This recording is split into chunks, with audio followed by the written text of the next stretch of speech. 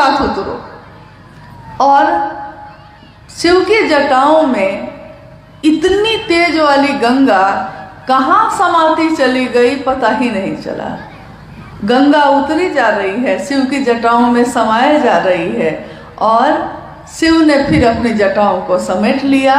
मामला फिर फंस गया कि गंगा उतरी तो, लेकिन शिव की जटा में उतर गई, और शिव ने फिर से उसको बांध लिया है, यानी पृथ्वी पे तो अभी भी नहीं उतरी।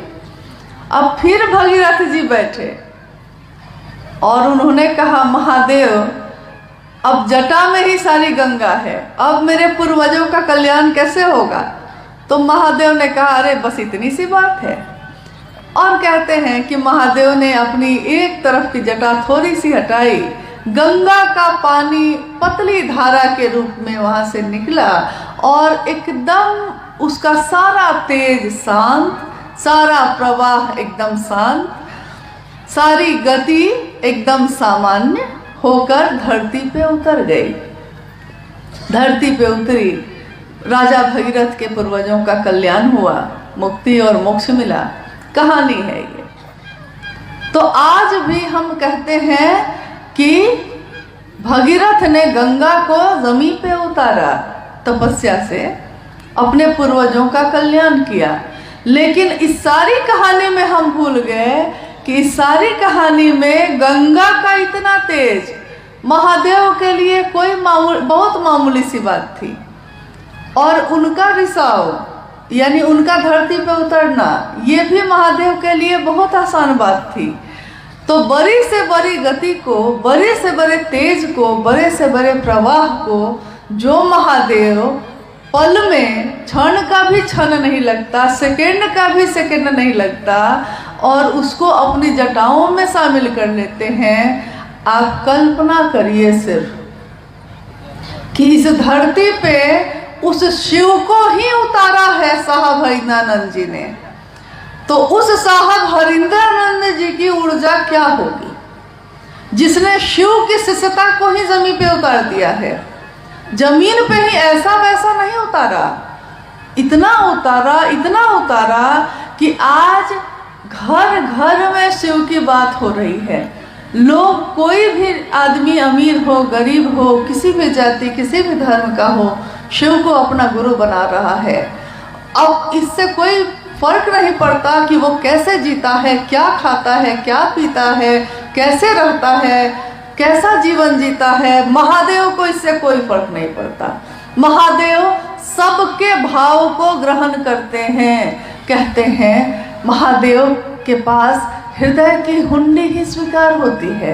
हृदय की हुंडी मतलब हृदय ही वहाँ स्वीकार किया जाता है। सामान का वहाँ कोई मोल नहीं है। बड़ी से बड़ी संपदा का, जिसने सबको संपदा बांटी हो, उसको हम क्या संपदा देंगे? जिसकी दया, जिसकी करुणा से फूल खिलते हैं, बारिश होती है, उसको हम क्या जल चढ़ाएंगे, हम क्या बेलपत्र चढ़ाएंगे? यानी महादेव भाव के भूखे हैं, भाव ही वहाँ ग्रहण होते हैं। और अभी अभी मैंने कहा कि आप कल्पना कर लीजिए कि जिस शिव के बारे में हम बात भी करने की बिसात नहीं रखते, तेरी चर्चा कर सकूं मैं इतनी बिसात क्या है। अभी अभी भाई क्या नाम है उनका, ईशु गोस्वामी जी, हाँ, गा रहे थे। बहुत दिनों बाद मैंने ये भजन सुना। साहब और दीदी, दीदी नीलम आनंद जी भी इस भजन को गाती थी, या उनके सामने उस समय पुराने गुरु भाई लोग गाते थे।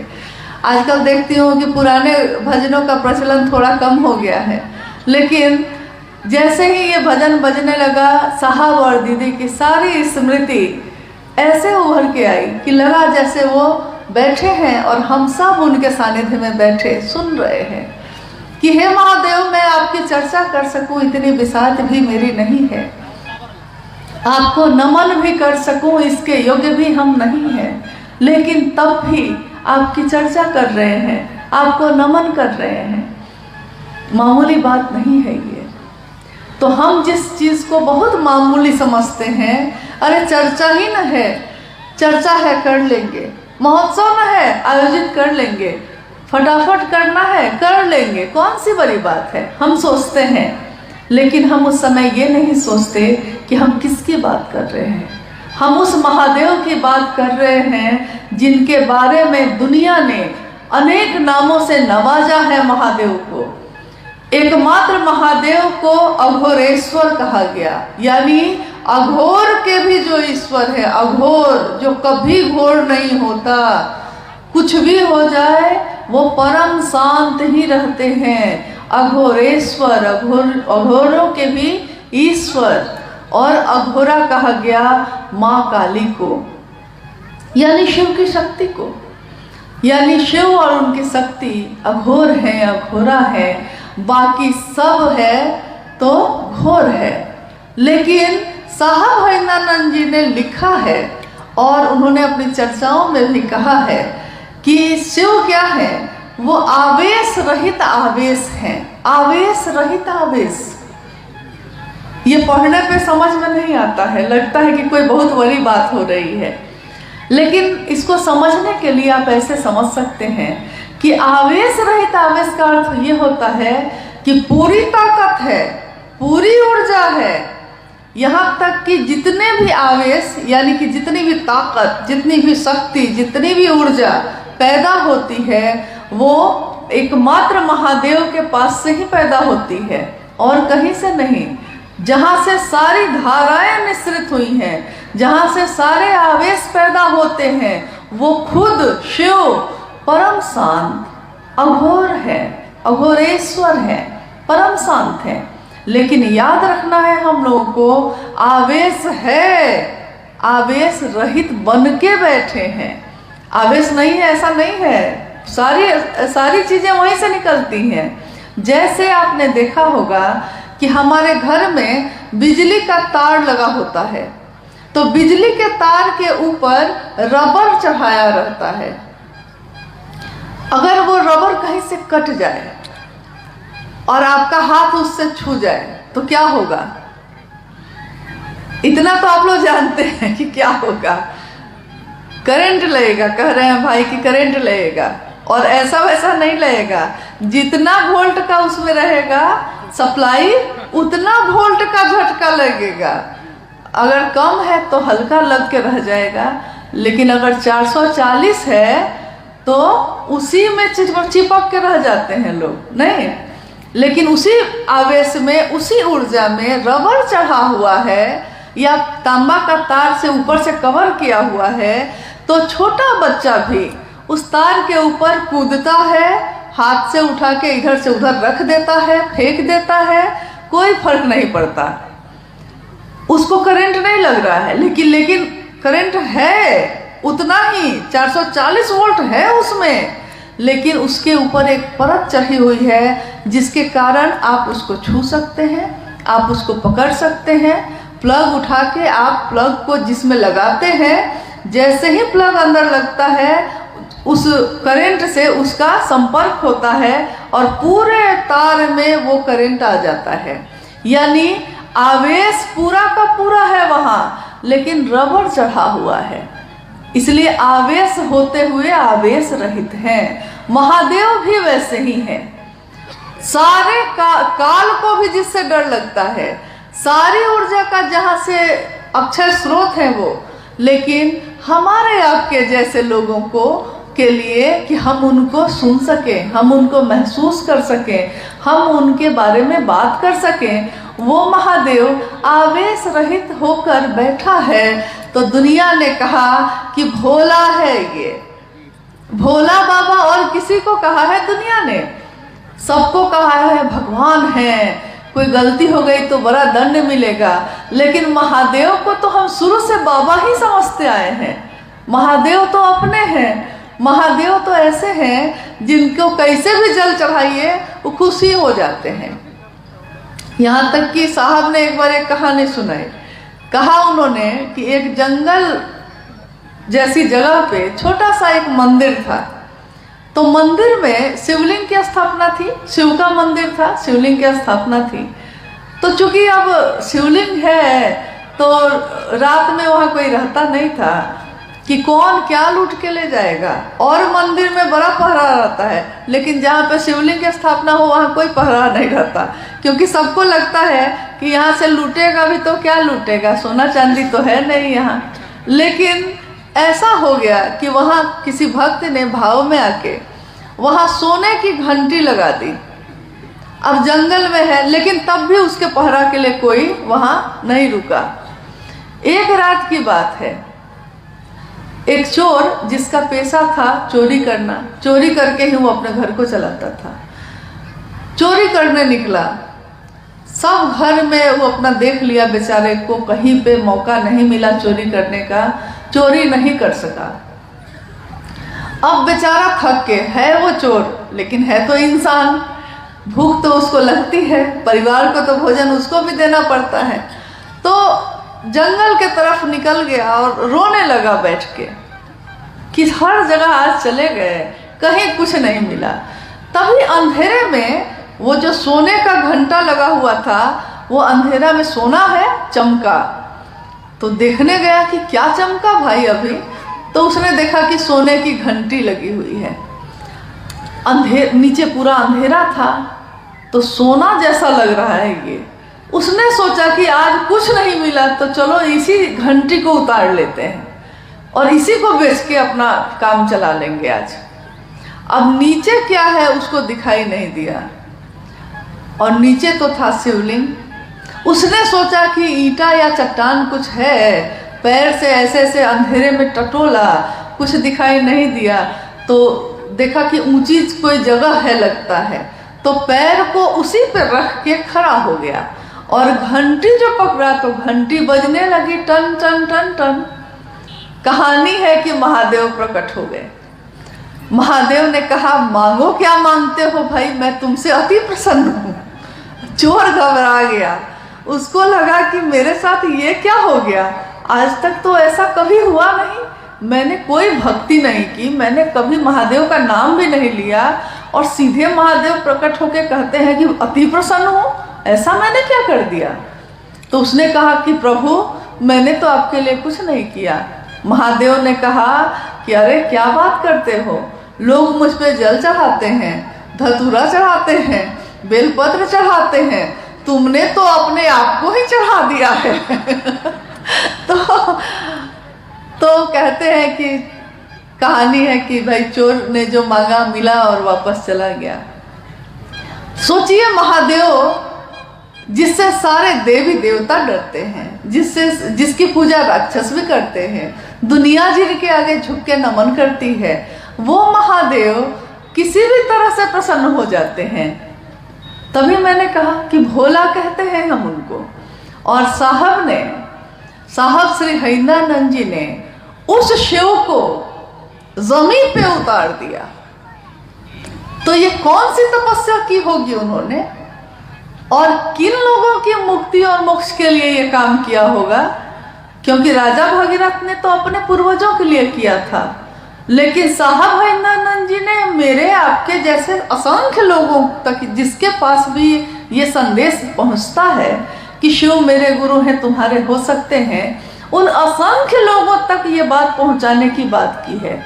और प्रतिदिन लाखों व्यक्ति, लाखों लोगों से, यहाँ तक कि इस पल जब यहाँ ये चर्चा घटित हो रही है, इस समय में भी कितने जगह पे कोई ना कोई गुरु भाई, कोई ना कोई गुरु बहन अभी अपने गुरु की बात कर रहा होगा और शिव के शिष्य होने की घोषणा हो रही होगी उसकी। जागा जागा महादेव से वो जगह जग रहा होगा।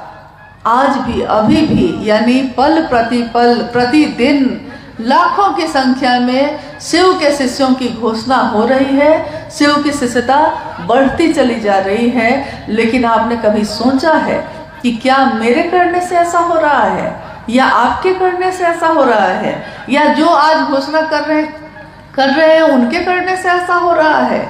जी नहीं। इसमें ऊर्जा उसी की काम कर रही है जिसके तार है हम लोग, बस, और कुछ नहीं है हम लोग। वो तार जिस दिन कट गया ना, तो बिजली का सप्लाई भी बंद हो जाएगा।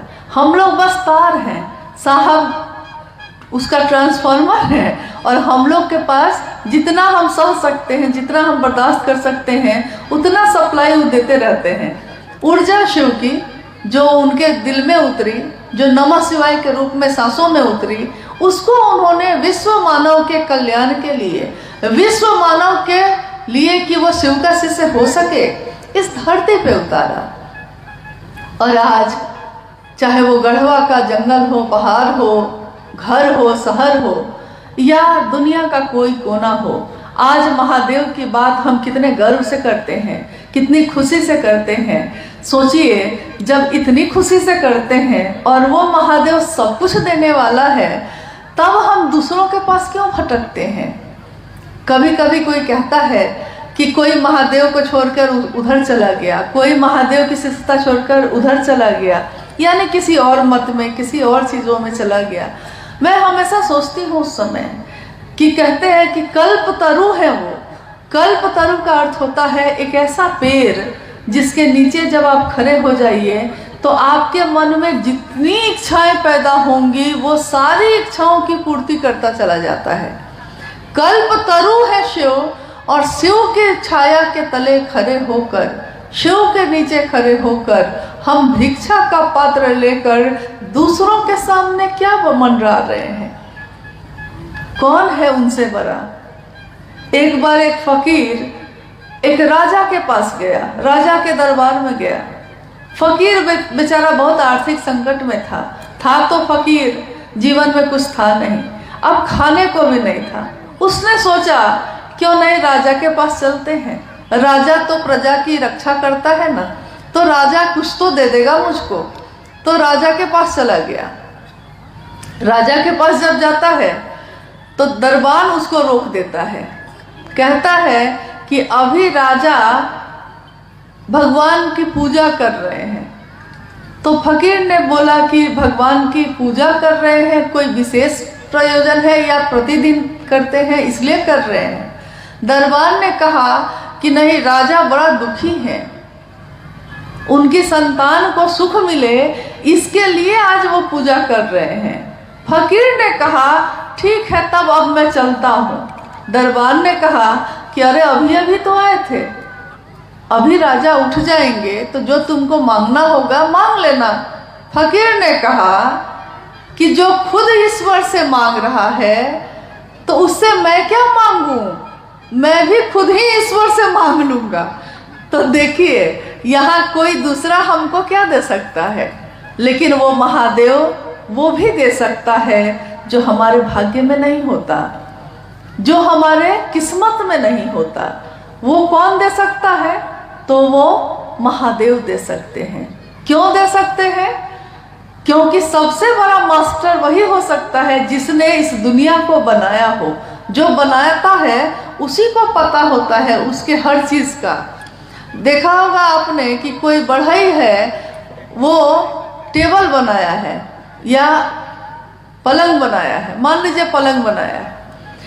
अब वो पलंग में कहीं कहीं कुछ खराबी हो रही है तो आप उसी बढ़ई को खोजने जाते हैं।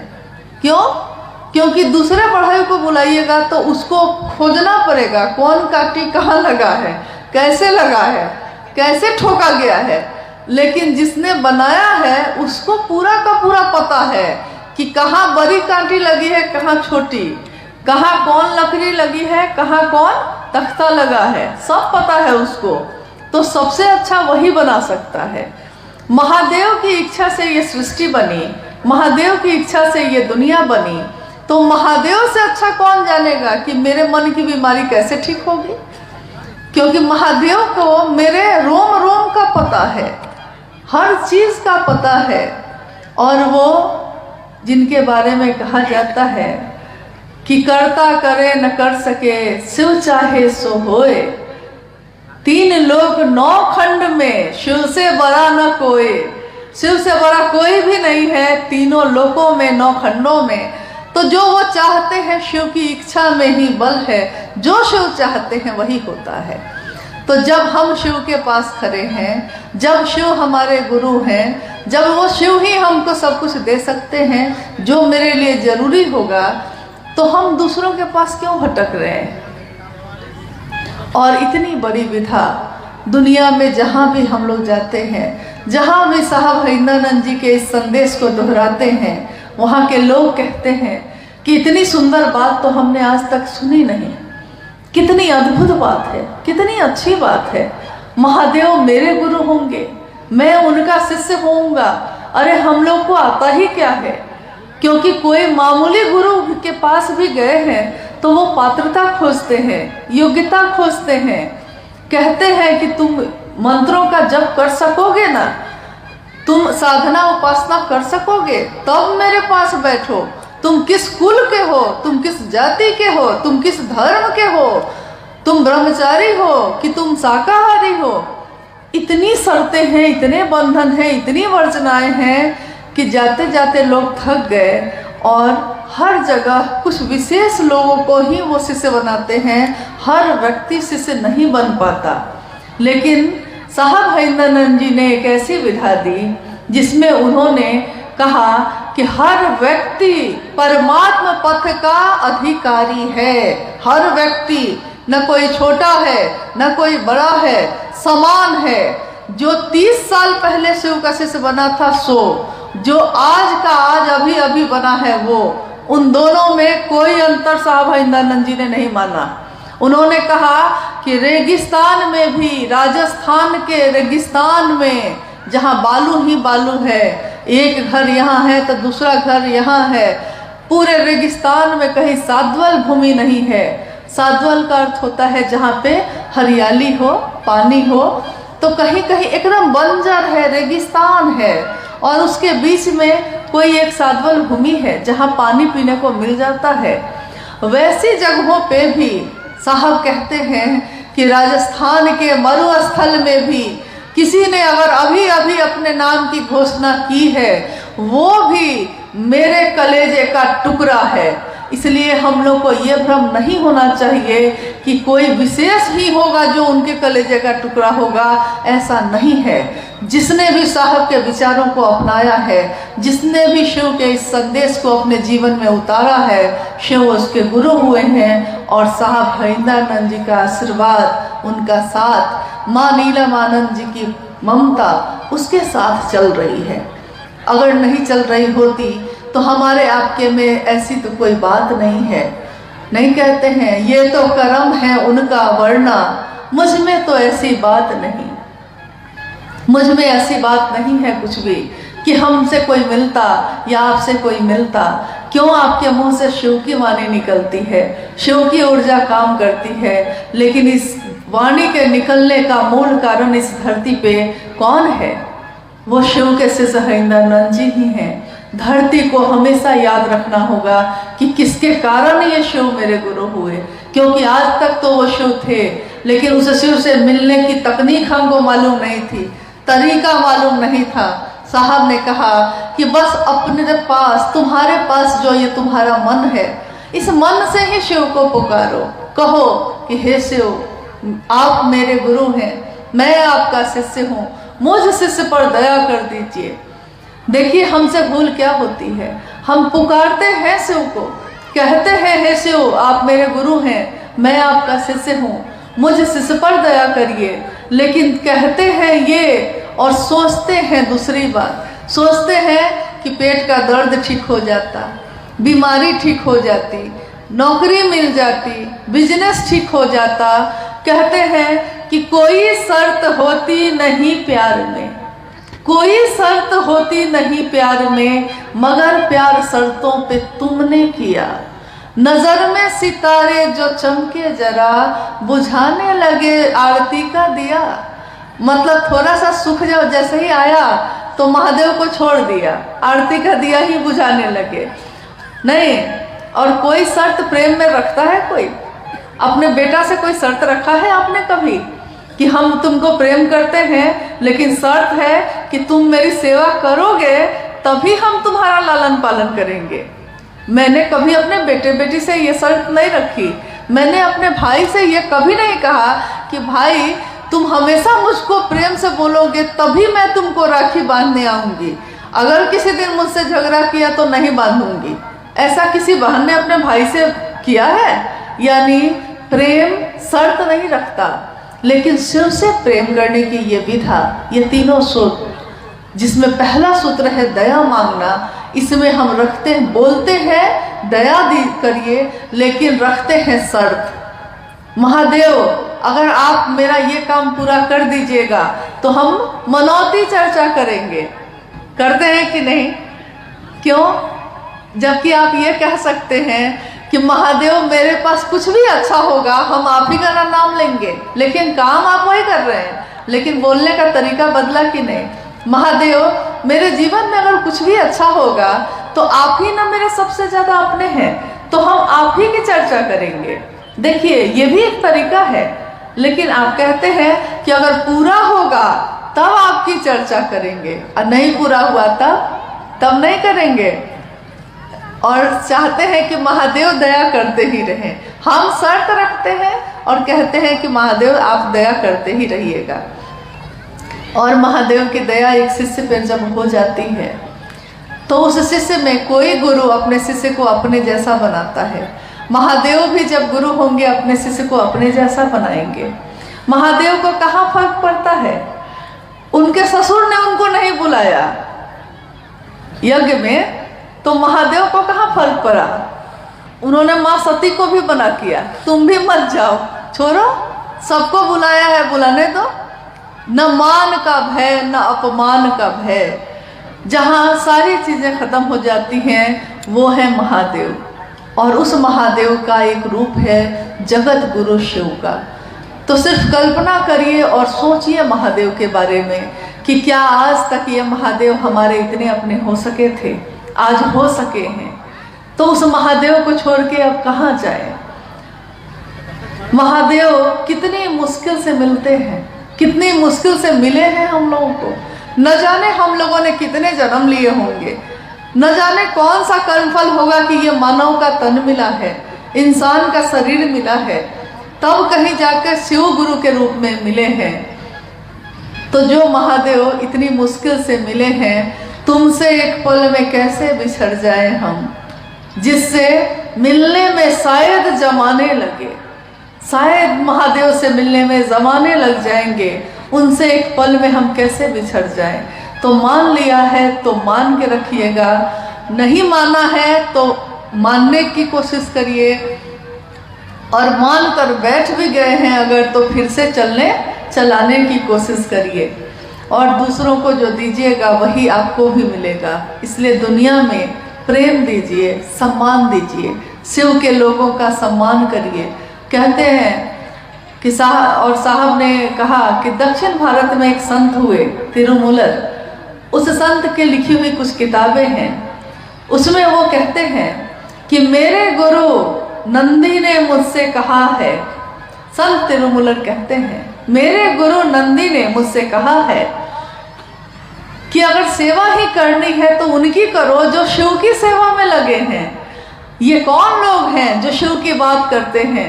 ये वो हैं जो चलते फिरते मंदिर हैं, चलते फिरते मंदिर, जो जहां भी जाते हैं अपने शिव के नाम का दिया जलाते हैं और आगे बढ़ जाते हैं, महादेव से जोड़ते हैं और आगे बढ़ जाते हैं। खुद से जोड़ने की इच्छा नहीं है, खुद से जोड़कर हम क्या दे सकेंगे किसी को, लेकिन महादेव सब कुछ दे सकता है।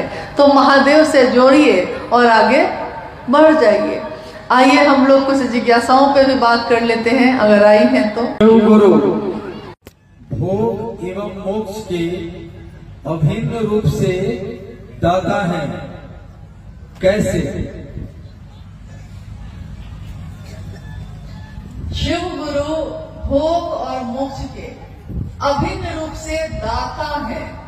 आप गौर कीजिएगा, इसमें शब्द है दाता, यानी जहां से ये चीज शुरू होती है। शिव दाता है, बाकी दुनिया में कोई भी है जिसने भी शिव से लेकर आपको हमको दिया है उसको कहते हैं प्रदाता, यानी दाता से लेकर देने वाला। तो शिव को कहा गया कि भोग और मोक्ष के अभिन्न रूप से दाता है वो। भोग यानी यहाँ भोग का अर्थ होता है जो लौकिक जीवन का जो भोग है। यहाँ तक कि भोग में आप क्या गिनते हैं? अच्छा घर हो, संतान हो, गृहस्थी अच्छी चले, खेत हो, घर हो, गाड़ी हो, सारी चीजें हो, वैभव हो, लोग मुझको जाने, इस सब के साथ अंतिम शर्त ये रहती है कि लोग जाने कि हम हैं वर्ग का आदमी यहाँ के। आप सोचिए तो आखिर लोग घर सुंदर से सुंदर बनवाते हैं, लेकिन मैंने कितनी बार देखा है कि इसके लिए नहीं बनवाते हैं कि उनको मन है, वो इसके लिए बनवाते हैं कि बाकी गांव के लोगों का घर कैसा है पहले देख लेते हैं और देखते हैं कि अच्छा इससे बढ़िया घर हम बनवाएंगे, हमको उसको दिखाना है कि उससे बढ़िया घर बनाएंगे, तो वो उससे बढ़िया घर बनाते हैं। तब तक तीसरा आदमी शुरू कर देता है तो वो इससे भी बढ़िया बनवाता है, इसका कोई अंत नहीं होता।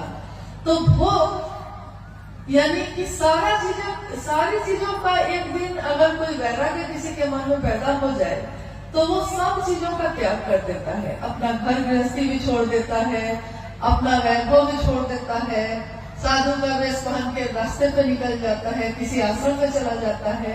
लेकिन एक ऐसा भोग है जिसको वो कभी भी नहीं छोड़ पाता।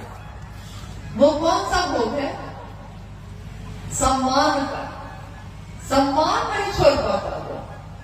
आपने सुना होगा कि परशुराम जो शिव के शिष्य हुए वो भी, तो परशुराम जी इसी के लिए विख्यात थे कि प्रणाम नहीं किया तो श्राप दे देते थे सीधे। ऐसे कितने ऋषि कुल में भी लोग हुए, सम्मान नहीं छोड़ पाए। किसी ने प्रणाम नहीं किया तो आप इतने क्रोध में आए, किसी ने कुर्सी नहीं दी तो कहा इतने ही पे मेरा अपमान हो गया, आप कुर्सी की बात करती हैं।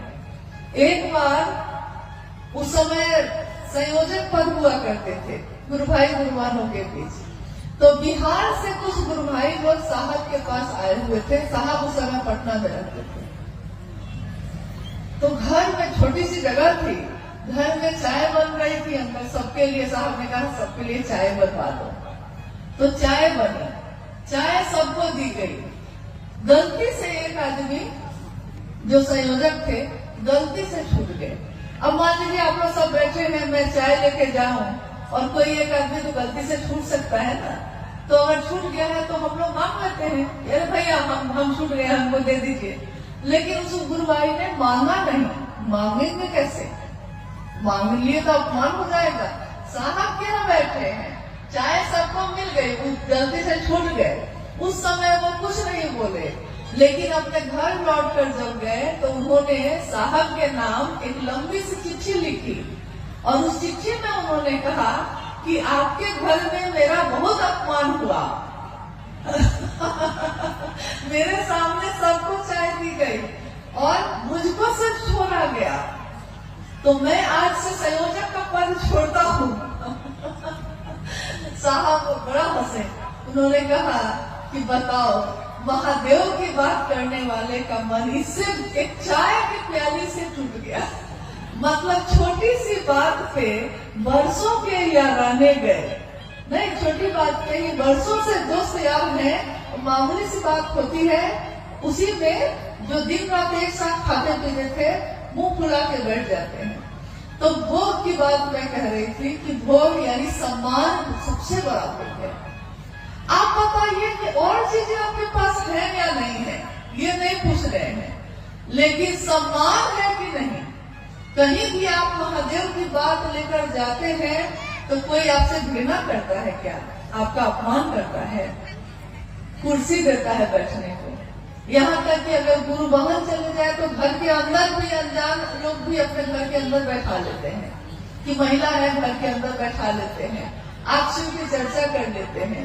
गुरु भाई कहीं जाते हैं तो दरवाजे पे गांव के लोग जुट जाते हैं, अरे इनको चाय पिलाओ, कितना सुंदर बात कर रहे हैं, महादेव की बात कर रहे हैं, तो चाय पिलाओ, खाना खा के जाइए भाई जी। यानी जहाँ कोई पूछता भी नहीं था मुझको, इसी रास्ते से कितनी बार गुजर जाते, क्यों कोई मेरे रहने की व्यवस्था करता, क्यों कोई मेरे लिए खाना बनाता। लेकिन इससे बड़ा भोग और क्या होगा इस धरती पे? सम्मान। गुरु भोग देते हैं, गुरु के नाम पे शिष्यों को सम्मान मिलता है। मोक्ष देते हैं, मोक्ष मतलब मुक्ति, जन्म और मरण के चक्र से मुक्त हो जाना, मोक्ष प्राप्त कर लेना। यानी बार बार जन्म नहीं लेना पड़ेगा, शिव में ही मिल जाएंगे, ऐसा हो जाएगा। महादेव वो भी दे देते हैं, चलिए आपकी यही इच्छा है तो आपकी यही इच्छा पूरी होगी।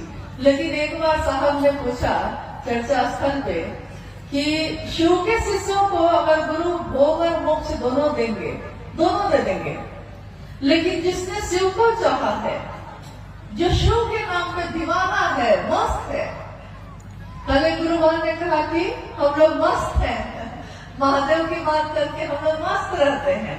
देखिए, जो गुरु के नाम पे मस्त है, दीवाना है, उसको गुरु अगर भोग और मोक्ष दोनों अभिन्न रूप से एक साथ देते हैं, वो लेगा कि नहीं लेगा, क्या करेगा?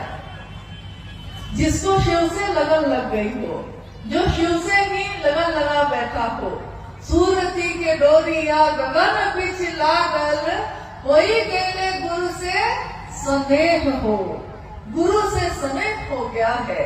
सुरती की डोरी यानी यादों की जो डोरी है, कहाँ लग गई है? तो गगन बीच लागल, गगन के बीच जो शिव है ना, वो केंद्र में जो है, मेरी याद, मेरे दिमाग की हर चीज, मेरे दिल की हर चीज वहीं पे लग गई है। तो जो वहां लग गई है, तो उसके बाद महादेव कहते हैं ये भी लोगे कि क्या? तो अब चाहत ही नहीं है। साहब कहते हैं कि जिसने शिव को चाह लिया, उसको शिव भोग और मोक्ष देंगे भी, तो वो लेता कहाँ है? और जन्म भी वो बार बार लेना चाहता है, मोक्ष नहीं चाहता है। मोक्ष लेंगे तब तो खत्म ही हो जाएगा मामला, फिर महादेव का काम तो बहुत बाकी है। तो खाली इसी जन्म में करना है कि अगले जन्म में भी करेंगे हम लोग, कि जन्म जन्म तक ये करते रहेंगे। शिव के लोग शिव का आदेश जन्म जन्म तक करते रहेंगे। तो मोक्ष भी देने आ रहे हैं महादेव, तो हम लेने को तैयार नहीं है। महादेव भी कहते हैं कि हमेशा हमको पागले लोग से पाला पड़ता है। कोई उनके यहाँ ढंग है, भूत है, बैताल है, पिशाच है, देवता भी है, गंधर्व भी है, सब अलग अलग तरह के लोग हैं। उनको भी लगता है कि देखिए, तो गुरु भोग और मोक्ष दोनों अभिन्न रूप से देते हैं। हाँ, अगर आप लेना चाहिए तो अब आप लेना क्या चाहते हैं? बात तो ये ना है।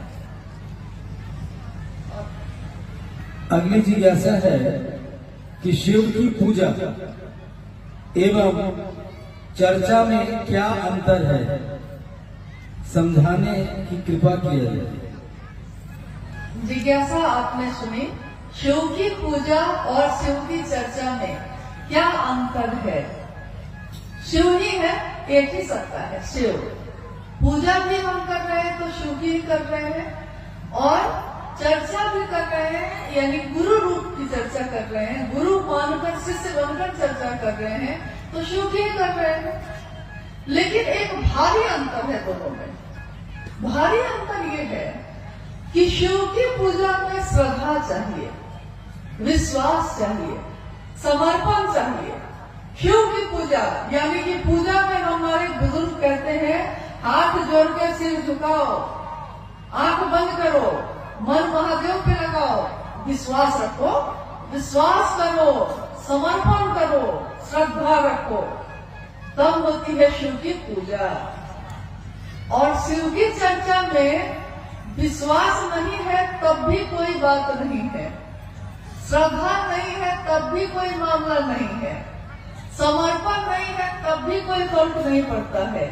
यानी साहब महेंद्रानंद जी कहते हैं कि अविश्वास में, अश्रद्धा में, संशय में, विचारों में ही नहीं, कुविचारों में भी शिव आपके गुरु हो सकते हैं। सिर्फ एक विचार, कुविचार मतलब कि महादेव के लिए अगर खराब भी सोच आप रखते हैं ना, तब भी वो महादेव आपसे रिश्ता जोड़ लेता है। आप कुछ भी सोच के सकिए, लेकिन लोहा अगर सटता है पारस से तो सोना ही बनता है, वो कैसे भी सके, तरीका चाहे उसका जो हो। यानी शिव की पूजा में श्रद्धा चाहिए, विश्वास चाहिए, समर्पण चाहिए, और महादेव की चर्चा में विश्वास हो तब भी ठीक, अविश्वास हो तब भी ठीक। मास्टर को कोई फर्क नहीं पड़ता कि आप उस पर विश्वास करते हैं कि नहीं करते हैं। खाली क्लास में चले जाइए, वो मास्टर तो पढ़ा ही लेगा, वो चाहे जबरदस्ती पढ़ाए चाहे खुशी खुशी पढ़ाए, लेकिन पढ़ा के बच्चा को कलेक्टर बना ही लेता है, मास्टर पढ़ा लेगा। तो महादेव के पास जाने के लिए श्रद्धा है तो जाइए, क्योंकि श्रद्धा तो भक्त को होगी, समर्पण तो भक्त को होगी। क्योंकि पहला सूत्र कहता है शिव से दया मांगना याचना की अभिव्यक्ति है, भक्ति की अभिव्यक्ति है। दया मांगना याचना करना भक्ति की अभिव्यक्ति है। और भक्त कौन होता है? हम लोग अमूमन बोलचाल की भाषा में कहते हैं कि अरे ये अमुक चीज के भक्त हैं, ये इनके भक्त हैं, लेकिन भक्त होना बहुत बड़ी बात होती है। हम जब कहते हैं कि कोई विचार में शिव को गुरु माना है, विचार भी जब घने होते हैं, घनीभूत होते हैं, तब वो भाव बनते हैं। भाव भी जब घनीभूत होते हैं तब वो प्रेम बनता है। प्रेम भी जब घनीभूत होता है तब कहीं जाके भक्त होता है, तब भक्ति होती है।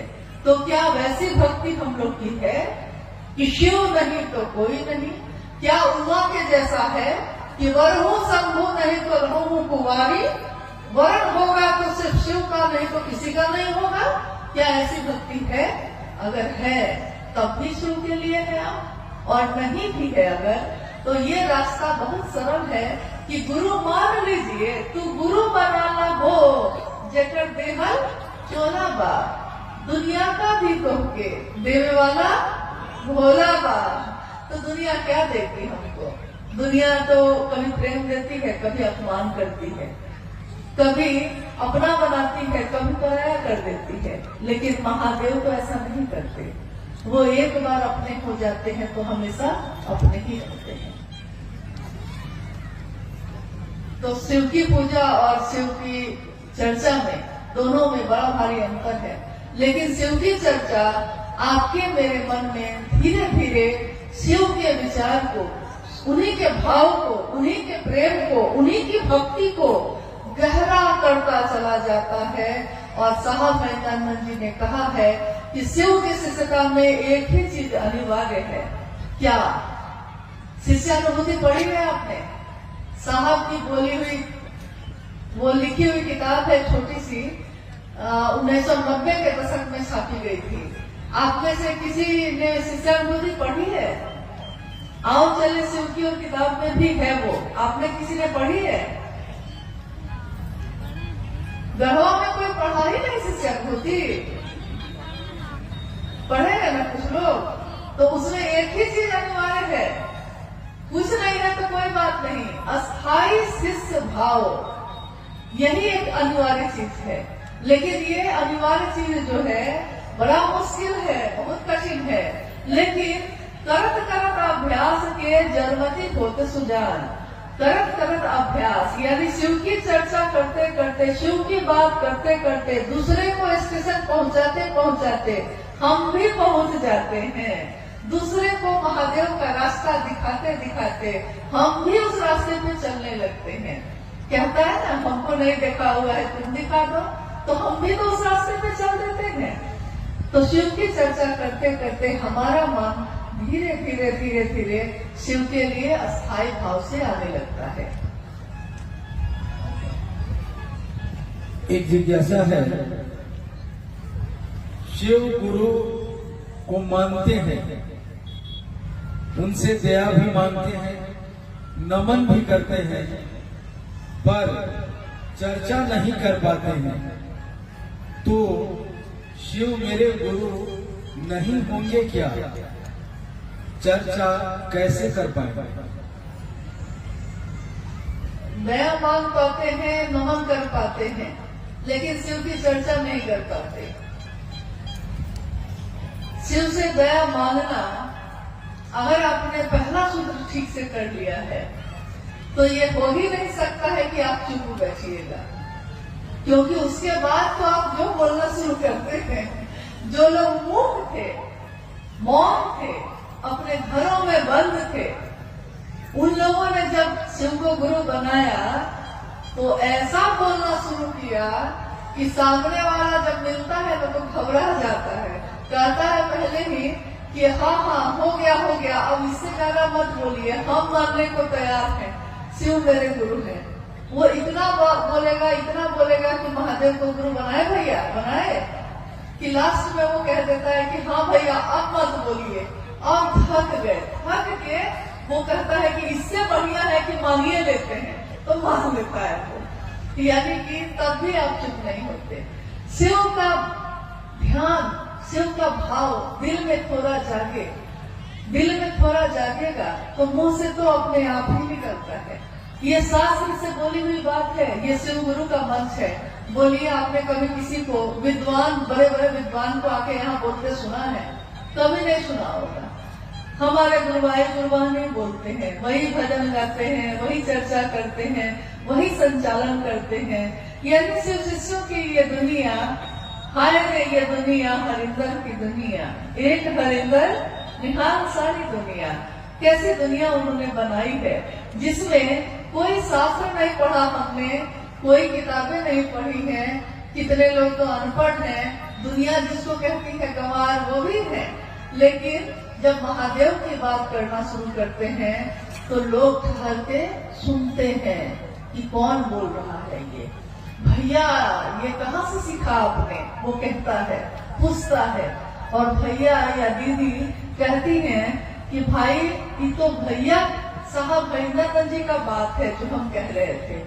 तो उसने कहा कि क्या एक लाइन उन्होंने कही है? तो नहीं, उन्होंने सिर्फ इतना ही कहा था कि महादेव को अपना गुरु बनाना। लेकिन जब अपना बना लिए है ना, तो हृदय में भाव अपने आप ही जगता है और मुंह से आवाज भी, शब्द भी, वाक्य भी अपने आप ही निकलने लगते हैं। यानी कि महादेव का ध्यान थोड़ा सा हो जाए, थोड़ा सा भाव हृदय में जग जाए, तो चर्चा तो आप खुद ही करने लगते हैं, फिर आप रुकिएगा ही नहीं। इसलिए महादेव से दया जो आप कह रही हैं कि हम मांगते हैं, उसको सचमुच में मांगिए। इसके लिए मांगिए कि महादेव आपका काम मुझसे हो सके, इसके लिए मांगिए। बाकी तो उनकी दया से ही सब कुछ हो जाता है। आप खुद सोचिए, साहब के जीवन में, अभी आपने थोड़ी देर पहले सुना, शिव की शिष्यता की पृष्ठभूमि, व्याप्ति, प्रयोजक, यानी साहब के जीवन की घटनाओं के बारे में आपने सुना। साहब के जीवन में 1974 में उन्होंने शिव को गुरु माना, 1975 में नमः शिवाय मंत्र आया, 1986 में आकाशवाणी हुई थी जिसमें आवाज आई कि तुम जो करते हो दूसरे को करने को नहीं कहते। और उसके बाद, इस घटना के बाद से साहब दूसरों से भी कहने लगे। हालांकि 1982 से उन्होंने शिव की बात शुरू कर दी थी, लेकिन 1986 के बाद से ये बात बहुत रफ्तार से होने लगी। लेकिन पहला सूत्र क्या है? क्योंकि कहा जाता है कि गुरु का आदेश शिष्य के जीवन का आधार होता है। तो इस तरीके से तो आकाशवाणी जो हुई थी, गुरु का आदेश तो वही था, पहला सूत्र तो वही होना चाहिए था। लेकिन पहला सूत्र क्या हुआ? शिव से दया मांगना। यानी शिव से दया मांगना। साहब ने कहा कि मैंने अपने जीवन की घटनाओं से ये समझा है कि ये नमः शिवाय का आना और जाना, ये भी शिव की दया है। ये आकाशवाणी का मुझको प्रेरित करना महादेव के काम को करने का, ये भी महादेव की दया है। मेरे मन में इस श्लोक का गूंजना कि गुरु र ब्रह्मा गुरु र विष्णु गुरु र देवो महेश्वर, गुरु साक्षात पर ब्रह्म तस्मै श्री गुरुवे नमः। और मेरे मन में गुरु भगवान होते हैं, तो भगवान गुरु क्यों नहीं है? भगवान को ही गुरु मान लिया। ये प्रेरणा मेरे मन में भरने वाले शिव की दया है। उस प्रेरणा के बाद मैंने शिव को गुरु मानने के बाद अपनी पत्नी से कहा, उसके बाद दुनिया के लोगों से कहा, नमः शिवाय आया, आकाशवाणी आई, दुनिया में लोग, कुछ लोग 12 लोग 13 लोग पहले शिव के शिष्य बने, फिर उसके बाद सैकड़ों लोग बने, हजारों बने, लाखों बने। आज शिव शिष्यों की संख्या करोड़ों में है। यहाँ तक कि लोग कहते हैं कि गणना हो सकती है क्या? तो हम लोग कहते हैं कि असंभव है। क्यों? क्योंकि जैसे ही गणना शुरू करिएगा, इधर से शुरू कीजिएगा कि तब तक तो दूसरा लॉट जारी है, मतलब अभी 5 आदमी का किया है तो 10 आदमी तो और घोषणा होके रेडी है। कितनी की गणना करिएगा, कितनी की गिनती करिएगा। तो देखिए गणना नहीं हो सकती, इतने शिव के शिष्य हैं। किसके कारण हुआ? तो पहले सूत्र में साहब ने कहा कि शिव की दया के बिना यहाँ कुछ भी नहीं हो सकता, यहाँ करने जैसा कुछ भी नहीं है, मात्र महादेव की दया ही करने लायक है। देखिए अभी हम लोग आए तो धूप थी इतनी तेज, महादेव के भाव में हम भी हैं, महादेव के भाव में आप भी हैं। क्या मौसम नहीं बदल गया है? कब हवा ठंडी हुई आपको पता भी नहीं चला, आपका ध्यान भी नहीं गया। इससे पहले बहुत गर्मी थी। तो मौसम बदलते हैं, भाव बदलते हैं, मन बदल जाता है, गलतफहमी खुशफहमी में बदल जाती है, कुछ भी हो सकता है यहाँ। तो महादेव की दया से सब कुछ हो सकता है। तो पहले सूत्र में साहब ने कहा कि महादेव की दया ही शिष्य के जीवन की शुरुआत करता है। अगर नींव का पत्थर मजबूत हो तो उसमें कितनी भी बड़ी इमारत बनेगी वो मजबूत होगी। नींव का पत्थर यानी कि घर जब हम बनाते हैं तो घर बनाते समय नीचे नींव बनाते हैं, तो नींव बहुत मजबूत बनाते हैं, क्योंकि हम कहते हैं कि नींव मजबूत होगा तब ना दीवार भी मजबूत होगी। तो शिव से दया मांगना उसी नींव की तरह है। अगर शिव से दया मांग लिया है ठीक से, मन से, इसके लिए कि आपका काम हो सके, तो चर्चा तो आप ढूंढछाड़ करिएगा और नमन में तो आपका मन दिन रात रहेगा ही रहेगा। इसके सिवा और कोई चारा नहीं है। अब क्या आएगा? हाँ, एक अंतिम जिज्ञासाएं तो बहुत हैं, लेकिन हम सभी समय में बंधे हैं। इसलिए एक अंतिम जिज्ञासा है कि हम गुरु भाई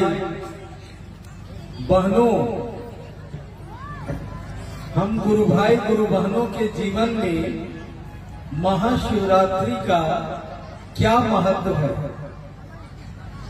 हम लोग महाशिवरात्रि क्यों मनाते हैं?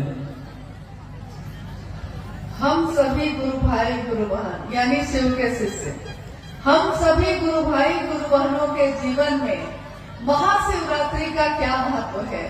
हम महाशिवरात्रि क्यों मनाते हैं?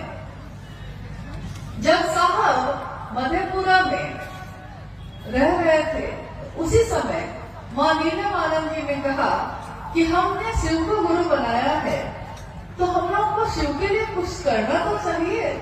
तो हम क्या कर सकते हैं? और कमरे में कुछ लोगों के साथ शिव चर्चा शुरू हो चुकी थी। तो साहब ने कहा कि भाई क्या किया जाए बताओ। मां नीलम ने कहा कि शिवरात्रि का आगमन हो रहा है, क्यों नहीं हम सभी जो कुछ गुरु भाई गुरु बहन हैं हम मिलकर शिवरात्रि का आयोजन करें। तो साहब ने कहा कि ठीक है किया जाए। लेकिन उस समय ज्यादातर जगहों पे हरे रामा हरे कृष्णा का बोल चलता था। यहाँ तक कि माँ दुर्गा के मंदिरों में भी, शिव के मंदिरों में भी हर जगह हरे रामा हरे कृष्णा होता था। तो साहब ने कहा कि यार इन महाशिवरात्रि का आयोजन है, शिव की पूजा करेंगे, लेकिन बोल क्या होंगे, हम बोलेंगे क्या उसमें? तो मां नीलमानंद जी ने लिखा हरा भोला भोला भोला हरा हरा हरा शिवा शिवा शिवा हरा हरा। और इसी धुन पे उस समय शिवरात्रि का आयोजन हुआ। सभी लोगों ने इस धुन पे को गाया। उसके बाद साहब आ गए पटना में जो उनका घर था वो छोटा सा फ्लैट था। तो अगले बार जब शिवरात्रि का आयोजन हुआ तो मां नीलमानंद जी ने कहा कि क्यों नहीं इसको बाहर मैदान में किया जाए। तो फिर उन्होंने इस आयोजन को जो सामने ऑफिसर्स फ्लैट के सामने मैदान था उसमें किया। और उसी में जो छोटा सा माइक लगा हुआ था हरा बोला करने के लिए, जब कुछ देर का हरा बोला हो गया तो उस समय हरा बोला की समाप्ति के बाद उसी माइक से साहब ने जो लोग वहां जमा थे उन लोगों के बीच शिव की चर्चा की। तो साहब कहते हैं कि शिवरात्रि एक ऐसा प्लेटफॉर्म है, एक ऐसी जगह है जहां आपने साहब ने कहा कि आपने देखा होगा कि जब बच्चे नदी में कूदते हैं तैरने के लिए या स्विमिंग पूल में कूदते हैं तो बहुत ऊपर में लकड़ी का एक टुकड़ा लगा रहता है और उस लकड़ी के या बहुत बड़ा कोई सीमेंट का बना रहता है और वहां खड़े होके वो ऊपर से जंप करता है पानी में तैरने के लिए, तैराकी के प्रतियोगिता में। तो ऊपर से जंप करता है धरती पे, मतलब नदी में। तो साहब ने कहा शिव के शिष्यों के लिए महाशिवरात्रि उसी तरह है कि महाशिवरात्रि से ही लॉन्च हुई शिव की चर्चा। इसीलिए शिव के शिष्य एक उत्सव अपने गुरु का मनाते हैं, महाशिवरात्रि। और मेरा निवेदन है कि आज अभी जो आने वाला है 8 मार्च को महाशिवरात्रि का आयोजन हो रहा है, हर जगह पे हो रहा है। मेरा निवेदन है कि 8 मार्च को जो महाशिवरात्रि है उसमें आप अपने सामूहिक रूप से जहां भी आप करना चाहते हैं जरूर करिए, लेकिन अपने घर को लौटिए जब तो कम से कम 1.25 घंटे अपने घर के लोगों के साथ भी इसको करने की कोशिश करिए। अपने पड़ोसियों को भी बुलाइए इसमें और इसके साथ साथ सजाइए अपने घर को, अपने मोहल्ले को, अपने दरवाजे को, क्योंकि शिव की रात्रि है, ये महाशिवरात्रि है। शिव के शिष्यों के लिए शिव की चर्चा का आगाज करने वाली है। तो हम नमन करते हैं अपने साहब दीदी को, अपने गुरु शिव को, कि महादेव की दया हम सभी पे बनी रहे, हम सबका जीवन शिवमय हो, सुगंधमय हो। साहब ने जो चाहा है शिव के लिए शिव को, हम सभी शिव के शिष्य भी शिव के लिए शिव को चाहें, दुनिया के लिए नहीं। दुनिया ने अपनी कामनाओं के लिए शिव को चाहा, शिव के शिष्य तो ऐसा ना करें। शिव के शिष्य शिव के लिए शिव को चाहें। आप सभी के चरणों में मेरा प्रणाम।